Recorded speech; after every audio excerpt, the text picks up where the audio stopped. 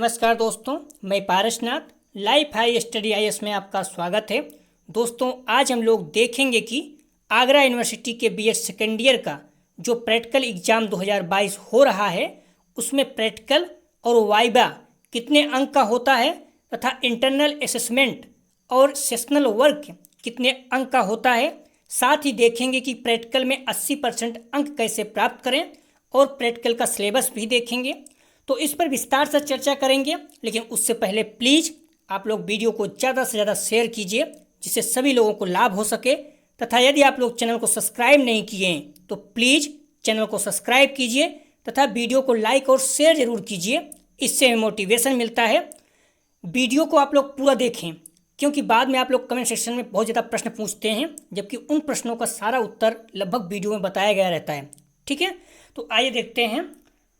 सबसे पहले हम लोग बीएड सेकेंड ईयर की एक मार्कशीट के माध्यम से देखेंगे। आप लोग ध्यान दीजिएगा, BD 201 नॉलेज एंड करिकुलम, तो बीएड सेकेंड ईयर की ही मार्कशीट है।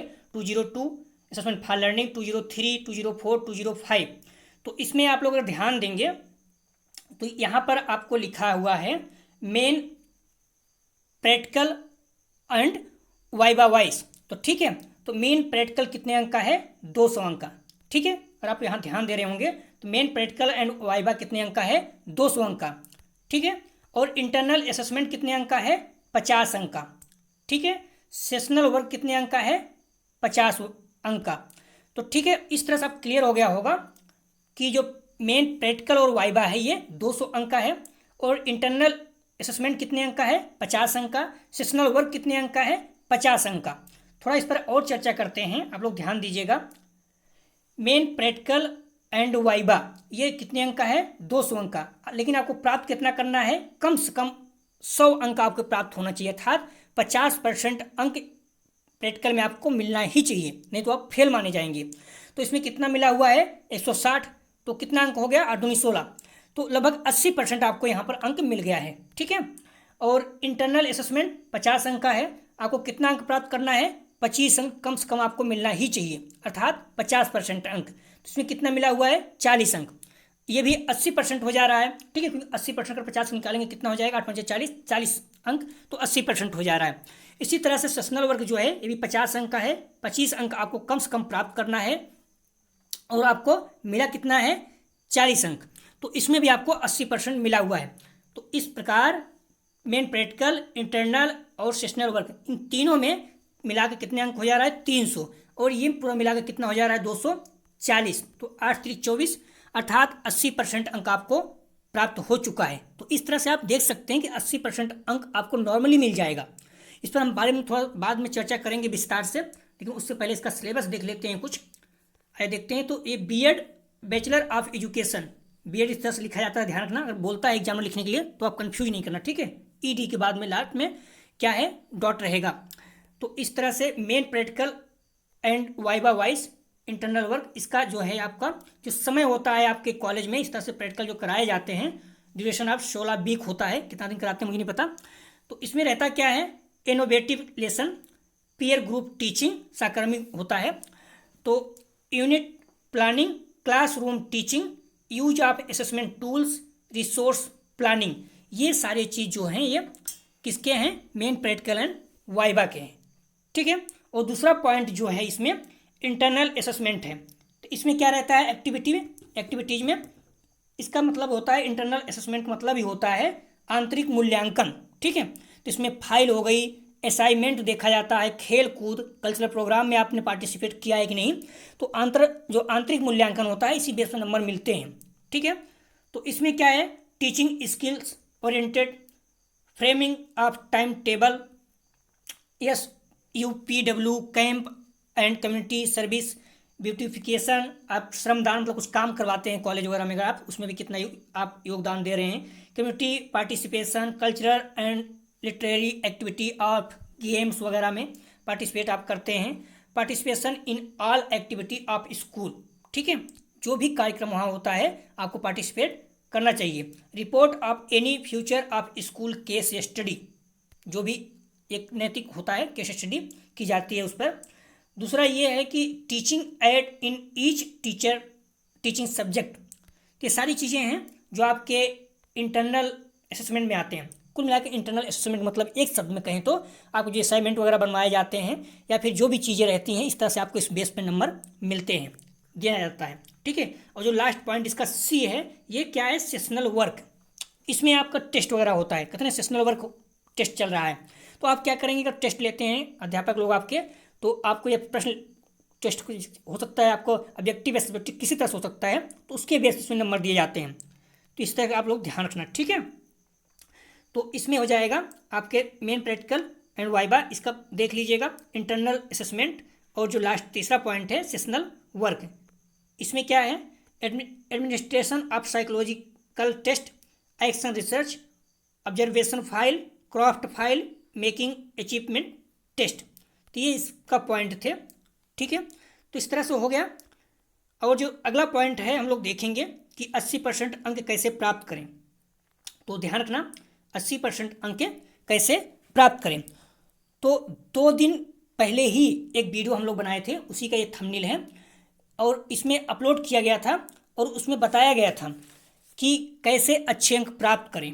देखिए आप लोग, इसमें थंबनेल में लिखा भी गया है कैसे अच्छे अंक प्राप्त करें और प्रैक्टिकल में किन किन बातों का ध्यान रखना चाहिए। ठीक है। तो इस वीडियो में बताया गया था कि एग्जामिनर के सामने लेसन प्लान को कैसे पढ़ाना है, प्रकरण कैसा होना चाहिए, क्योंकि प्रकरण हमेशा सरल और आकर्षक होना चाहिए जो एग्जामिनर को प्रभावित कर सके। बहुत ज़्यादा आप टफ प्रकरण मतलब कठिन प्रकरण बना लिए हैं, हो सकता है बच्चों को समझ में ही नहीं आए, तो फिर वो बहुत ज़्यादा निगेटिव प्रभाव डालता है। ध्यान रखना आप लोग, बहुत ज़्यादा निगेटिव प्रभाव डालता है। इसलिए प्रकरण जो है हमेशा सरल बनाना चाहिए, हमेशा बहुत जितना हो सके उतना सिंपल। और इस तरह के प्रकरण अपने चैनल पे अपलोड हैं, ध्यान रखना, कई जो हैं लेसन प्लान अपलोड है, आप लोग हो सके तो उसी को बना लीजिए, बहुत ही सरल है। क्योंकि अगर आप सरल बनाते हैं तो बच्चे सामने बोलते रहेंगे तो प्रभाव बहुत अच्छा पड़ता है। ठीक है। तो आप लोग कोशिश कीजिएगा कि वही लेसन प्लान बना लीजिएगा। और कठिन बनाएंगे तो फिर आपको भी हो सकता है आप पूछिए आपका टॉपिक क्या है, नहीं बता पाएंगे, प्रकरण क्या है नहीं बता पाएंगे। कई बच्चे मेरे कॉलेज से नहीं बता पाते थे, बहुत निगेटिव मैसेज पड़ता है। तो इसलिए आप बहुत सिंपल हिंदी में से आप चाहो तो व्याकरण में संधि समास अलंकार कुछ बना लीजिए, और वैसे आप मैथ है तो मैथ में जोड़ बना लीजिए, त्रिभुज बना लीजिए, या फिर कोई संख्या वगैरह देख लीजिएगा अपने अनुसार। तो इस तरह से बहुत, बायोलॉजी है तो विटामिन बना लीजिए, प्रोटीन बना लीजिए, हर किसी को पता रहता है। ठीक है। तो इस तरह से जैसे मान लीजिए अगर आप इकोनॉमिक्स है तो आप लोग एटीएम बना लीजिएगा, बैंक के प्रकार बना लीजिएगा, ठीक है, खातों का प्रकार बना लीजिएगा। तो सिंपल चीज़ें बनाइए जो मार्केट में बहुत ज़्यादा मतलब लोगों को पता है, उससे वाकिफ है, ये सारी चीज़ें बनाइएगा। ठीक है। क्योंकि प्रकरण हमेशा, मैं एक शब्द कह रहा हूँ, प्रकरण हमेशा सरल और आकर्षक होना चाहिए, क्योंकि एग्जामिनर को प्रभावित करता है। अगर आप कठिन बनाओगे, आप नहीं बता पाओगे, तो आपका ही इसमें नुकसान होगा। और जो अगला चीज़ इसमें है, सहायक सामग्री क्या क्या होनी चाहिए, ये सारी चीज़ें इसमें बताई गई है।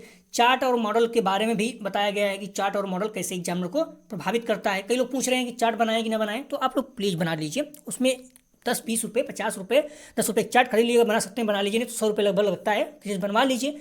आपके कैरियर की बात है ना यार। अगर आप 80% लाते हैं तो मैं पहले बता चुका हूँ, अगर आप 10 अंक प्राप्त करते हैं एक्स्ट्रा तो आपको 25 अंक मिलेगा, क्योंकि आप फर्स्ट ईयर प्रमोट हुए हैं। तो ये जो अंक है मोस्ट इंपॉर्टेंट है आपको कैरियर लेकर। अगर आप प्राइमरी में जाएंगे तो वहाँ पर भारांश होता है, एक भारांश लोग अगर 0.5 से छटते हैं, अभी आप देखिए 69,000 में क्या हो रहा है। एक क्वेश्चन अभी हाई कोर्ट में मैटर गया था, एक क्वेश्चन अगर आप बढ़ जाते हैं तो कितने बच्चे आगे पीछे हो जाएंगे, आप समझिए इस पॉइंट को। तो नंबर बहुत इंपॉर्टेंट होता है, आप लोग कोशिश कीजिए किसी भी हद तक जाके कि नंबर आप लोगों को अच्छा मिले। तो चार्ट बना लीजिएगा प्लीज़, जिनका भी प्रैक्टिकल हुआ नहीं है चार्ट आप बना लीजिएगा, ये बहुत ज़्यादा प्रभाव डालता है।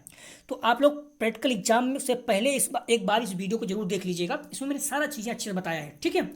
तो हम्बली रिक्वेस्ट कर रहा हूँ, आप लोग फायदे के लिए ही है, प्रैक्टिकल एग्जाम से पहले एक बार जाकर इस वीडियो को जरूर देख लीजिएगा। मैं लिंक डिस्क्रिप्शन में सबसे ऊपर ही दे दूंगा। ठीक है। इस वीडियो को जरूर देखिएगा, प्रैक्टिकल एग्जाम में अच्छे अंक कैसे प्राप्त करें। आप डालेंगे तो आ भी जाएगा, लेकिन जाकर मेरे प्ले लिस्ट में पड़ा हुआ है, देख लीजिएगा। तो आप लोग प्रैक्टिकल एग्जाम में पहले देख लीजिएगा, और जो भी चीज़ें इसमें सबसे बताई गई हैं इस बातों को आप फॉलो कीजिएगा। ठीक है। तो इस तरह से आप देखेंगे तो मिल जाएगा आपको।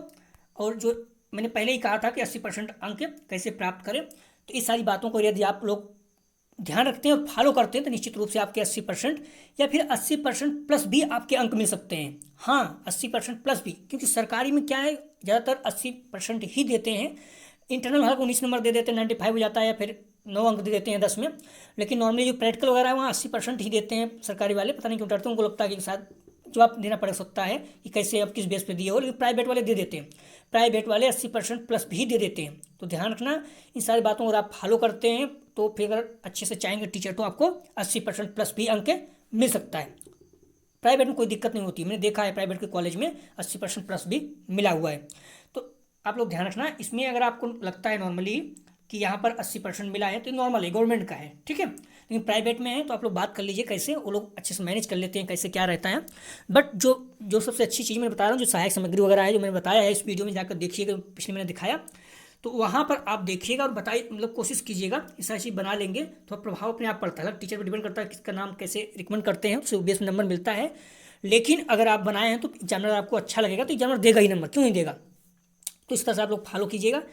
तो आप लोग अपने आप पे विश्वास कीजिए और जो बातें बताई गई हैं उसका ध्यान रखिएगा, निश्चित रूप से आप लोगों को बहुत अच्छे अंक प्राप्त होंगे, मैंने पहले ही बताया।